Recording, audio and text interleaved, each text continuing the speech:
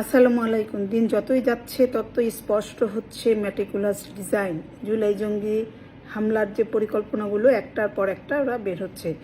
So ওরা নিজেরাই বলছে যে এখন হচ্ছে সেকেন্ড ফেজ শুরু হয়েছে। তার মানে হচ্ছে যে 1 বছর তাদের টার্গেট পূরণ হয় নাই, এখন দ্বিতীয় ধাপে তারা পা দিচ্ছে। দ্বিতীয় ধাপে তাদের হাতিয়ার হচ্ছে মব। মব মানে মানুষকে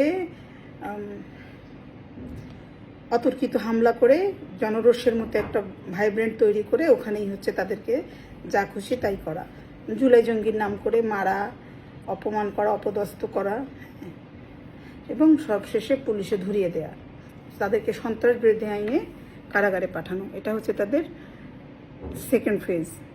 এবং এটার উদাহরণ হিসেবে দেখেন, আমরা 71 মঞ্চকে দেখলাম। 71 মঞ্চ থেকে মুক্তিযোদ্ধাকে ধরে নিয়ে গেল, অধ্যাপককে ধরে নিয়ে গেল, ঢাকা ইউনিভার্সিটির সাংবাদিককে ধরে নিয়ে গেল, সহ আরও যারা আলোচক হিসেবে উপস্থিত ছিলেন, 71 বিষয়ে আলোচনা করার জন্য উপস্থিত ছিলেন, সংবিধান বিষয়ে আলোচনা করার জন্য উপস্থিত ছিলেন, দেশের সার্বভৌমত্ব নিয়ে আলোচনা করার জন্য উপস্থিত ছিলেন, তাদেরকে আটক করে সন্ত্রাস বিরোধী আইনে মামলা দেখানো হলো এবং তাদেরকে কারাগারে পাঠানো হলো।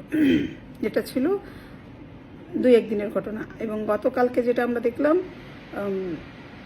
গণ অধিকার পরিষদের যে প্রধান প্রতিষ্ঠাতা নুরুল হক নূরকে বেধড়ক পেটানো হলো। পেটানোর পর হচ্ছে যে সবাই এখন অভিযোগ দেওয়া শুরু করলো যে সেনাবাহিনী দরকার নেই। সেনাবাহিনী সাহস বেড়ে গেছে, সেনাবাহিনীর আমরা সেনাবাহিনী চাই না। কিন্তু দেখেন, আপনাদের মনে থাকার কথা, গোপালগঞ্জ থেকে ফেরার সময় কিন্তু এই হাসনাত, এই সার্জিস, এই নাহিদ এরাই কিন্তু এপিসিতে লুকিয়ে, এপিসিতে নিরাপদ আশ্রয় মনে করে এপিসিতে উঠে গোপালগঞ্জ ত্যাগ করেছে। এবং ভিডিও ফুটেজ আমরা যেটা দেখতে পেলাম যে পরবর্তীতে হেলমেট পরা একজন শিবির কর্মী, তিনি হচ্ছে জাতীয় পার্টি অফিসে ভাঙচুর করছে, মারামারি করছে, মানুষকে মারছে। আবার একজন খয়েরি গেঞ্জি পরা একজন লোক সরাসরি রড হাতে ইয়েকে পেটাচ্ছে, নূরকে পেটাচ্ছে। এই ভিডিওটা পেয়েছি আমরা। একই সাথে আমরা যেটা দেখলাম যে হচ্ছে স্বরাষ্ট্র উপদেষ্টার একটা অডিও আমরা ফাঁস শুনলাম, যে সেখানে বলছেন উনি যে নূরেরা যাবে পুলিশকে, তোমরা ওর হাড়গোড় সব ভেঙে দিবা, এটা উপরের নির্দেশ, যদি না ভাঙো তাহলে তোমার কিন্তু চাকরি থাকবে না। এই অডিওটা যদিও তারা বলছে যে এআই করা এই অডিও, কিন্তু এআই এর একটা দুর্বলতা কি জানেন? এআই হচ্ছে আঞ্চলিক টোনটা ফাইন করতে পারে না, ওরা ধরতে পারে না, ক্যাচ করতে পারে না। ধরেন শুদ্ধ ভাষা বললে সে ওটা ঠিক মতো বলে দিতে পারে, আমার অবিকল হুবহু নকল করতে পারবে। কিন্তু যখন আমি আঞ্চলিক ভাষা বলবো, আঞ্চলিক ভাষা আমার মতো যে থ্রো হবে, সেটা কিন্তু ওইটা এআইটা পারে না। ফলে উপদেষ্টা জাহাঙ্গীর, আমরা তো সবাই জানি ওনার বলার মধ্যে শুদ্ধ ভাষা এবং আঞ্চলিক ভাষা যে মিক্সড হয়ে যায়, এটা তো বলার কিছু নাই, কারণ ওইটা ওনার স্বভাবই, উনি এভাবে শুদ্ধ করে বলতে পারেন না।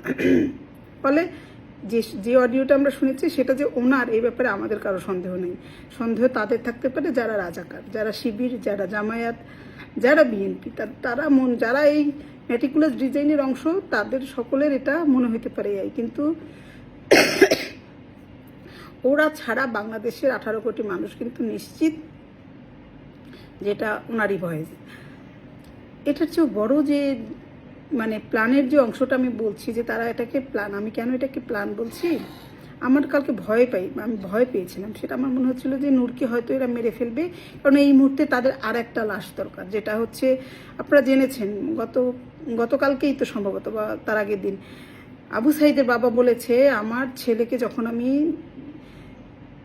কবরে শোয়ানোর আগে, জানাজার আগে গোসল করাই, শেষ গোসলটা যখন করাই, তখনও আমার ছেলের ঘাড়ের পিছন দিকে রক্ত বের হচ্ছিল।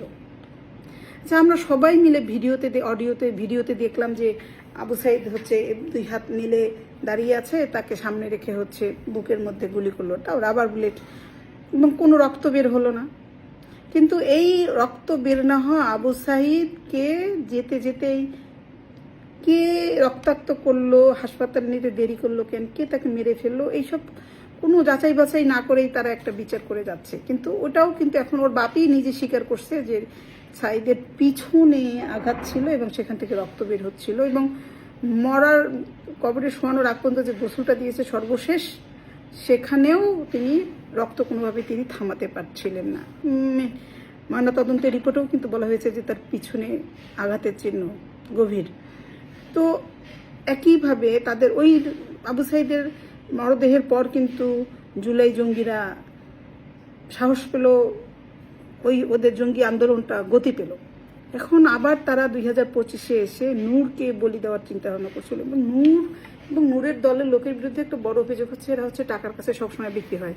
আপনাদের কথা মনে থাকার কথা, মোসাদের ওই যে মেহেন্দির সাথে দেখা করলো, মিটিং করলো, টাকা নিয়ে আসলো দুবাইতে, এই কথা বিকাশ নূর তখন স্বীকারই করলো না, কিন্তু এখন আবার বুক ফোলায় বলে যে হ্যাঁ আমি দেখা করেছিলাম। তো হচ্ছে যে ওকে বিশ্বাস করা কঠিন। এই নাটকও করতে পারে, আবার মেটিকুলাস ডিজাইনের মাধ্যমে তাকে মেরেও ফেলতে পারে, দুইটার একটা। কালকে ভয় পেয়েছিলাম যে, কারণ রড হাতে যেহেতু অন্য লোক, পুলিশও না, সেনাবাহিনীও না, অন্য লোক যখন তাকে মেরেছে তখন আসলে জান নেওয়ার জন্যই হয়তো মেরেছে, হত্যা করার উদ্দেশ্যই হয়তো মেরেছে। কিন্তু এই যে এরা যে টাকা খেয়ে সব করে, নাটক করে, তার প্রমাণ কি দেখেন, যে মারলেও সামনে আমরা দেখছি পুলিশ, আর্মি, অন্য লোক, কিন্তু সঙ্গে সঙ্গে তারা বললো কি, রাশেদ কি বললো, যে এটা আওয়ামী লীগ। মানে এরা হচ্ছে যে শয়নে স্বপনে জাগরণে তন্দ্রায় নিদ্রায় সব জায়গায় হচ্ছে এরা হচ্ছে শুধু আওয়ামী লীগ দেখে। তো যাই হোক, এটা তো ব্লেম গেম, এটা খেলুক, সেটা তো কিছু যায় আসে না। ভয়ের বিষয়টা হচ্ছে যে দেখেন, পুরা সরকার এখন পিনাকি এবং ইলিয়াসের কথায় চলছে। তার প্রমাণ দেখেন, এই যে নূরের ঘটনা ঘটার সাথে সাথে ইলিয়াস কিন্তু 4 দিন আগে থেকেই বলছে যে নূর তোকে খেয়ে ফেলবো, তোকে খেয়ে ফেলবো। গতকালকেও সে স্ট্যাটাস দিয়েছে যে তুমি অমুকের বিরুদ্ধে বলবা, তমুকের বিরুদ্ধে বলবা, তোমাকে সবাই আদর করবে, জিলাপি খাবা, এটা ভাবছো? এটা তো হবে না। মানে কালকে পর্যন্ত সে বলছে যে নূর যে মাইটটা খেয়েছে ঠিক আছে, তার মানে যে সে তো লোক পাঠিয়ে এটা করতে পারে। পিনাকি তো নিজে মুখে বলেছে যে আমি বুলডোজার পাঠাচ্ছি, দিয়ে 32 নম্বর ভাঙে, স্টারের সামনে জিয়াফত খায়, প্রথম আলোর সামনে জিয়াফত খায়। মানে এটা পিনাকি বলে, আর এই লোকজন যে হাজির হয়, তার মানে হুকুমদাতা হচ্ছে পিনাকি, ইলিয়াস, এবং হচ্ছে এক্সিকিউশন করে হচ্ছে বাংলাদেশের শিবির এবং জামায়াতের রাজাকারের বাচ্চারা। তো হচ্ছে যে এবারও উনি হচ্ছে যে এই পিনাকি নিজেই হচ্ছে যে বলছে যে সেনাবাহিনী এই কুয়ের সাথে জড়িত। আচ্ছা, সেনাবাহিনীর বিরুদ্ধে উনি এতবার বলে, কিন্তু উনিকে তো একবারও পুলিশের বিরুদ্ধে, পুলিশের আইজির বিরুদ্ধে, বিশেষ সহকারী খোদাবক্সের বিরুদ্ধে কোনো কথা বলতে শুনি না। তার মানেটা কি, ওনাদের দুইজনকে এই পিনাকি নিয়োগ দিয়েছে। পিনাকি স্নেহধন্য হচ্ছে পুলিশের আইজি এবং খোদাবক্স সাহেব। এদের প্ল্যানটা কি? প্ল্যানটা আমাদের কাছে যে যত দেরি, যদি আমরা যত দ্রুত বুঝতে পারবো তত দ্রুত আমরা নিরাপদ থাকবো। কারণ এরা এখন বাংলাদেশে ত্রাসের যে মবের যে কালচারটা, এটা জিইয়ে রাখতে চাচ্ছে। এই মবকে সামনে রেখেই দখল করতে চাচ্ছে বাংলাদেশ। হ্যাঁ, বাংলাদেশের কোনো রাজনৈতিক দল, কোনো ব্যক্তি, কোনো সংগঠন, কোনো রকমের কোনো পেশাজীবী যেন দাঁড়াতে না পারে। এবং এই যে মবের হাতে যে অস্ত্র আছে, এই যে রাজাকারদের হাতে, শিবিরের হাতে, এদের হাতে যে অস্ত্র আছে, এগুলো যতদিন না উদ্ধার হবে ততদিন পর্যন্ত বাংলাদেশের মানুষ এই মবের মোকাবেলা করতে আসলে ওইভাবে সাহস পাবে না। কারণ হচ্ছে যে কে চায় আগ বাড়িয়ে নিজে থেকে লাঞ্ছিত হইতে? কে চায় বলেন? কেউ নিশ্চয়ই চায় না। কেউ চায় না যে আমি একটা প্রতিবাদ করতে গিয়ে ঝামেলায় পড়ি।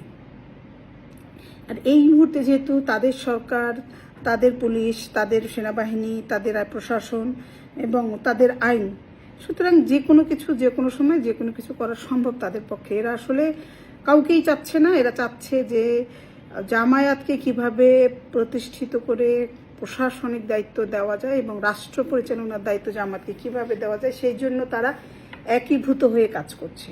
তো হচ্ছে যে জগৎ জুড়িয়া অশুভ শক্তি কখনো জয়ী হয় না, এটার কোনো ইতিহাস নেই।